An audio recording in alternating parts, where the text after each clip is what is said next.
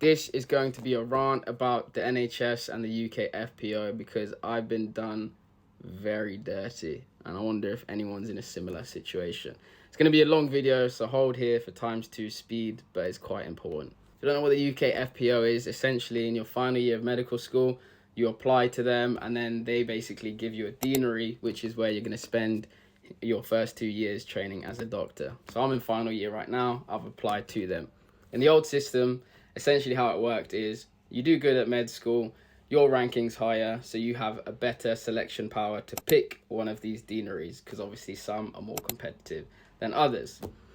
They sacked this off and they said now it's a random number generator which will decide your fate. So if you get a low number, you can end up basically anywhere.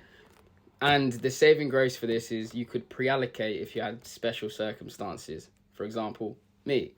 So if you saw from my last video, during my time at uni, my brother passed away, my mum passed away. So I currently look after my little brother and sister who live 4 hours away from me.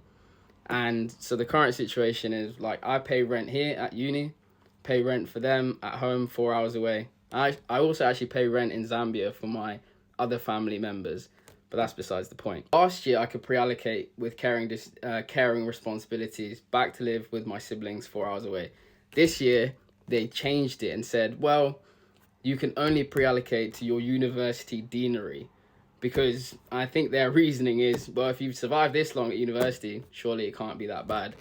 But I've literally only survived by the skin of my teeth, and it's not like I can relocate my siblings 4 hours away from their school, their friends, their support system to live with me here as a doctor. I'm not even going to be at home half the time to like compensate for the isolation and lack of friends and things like that.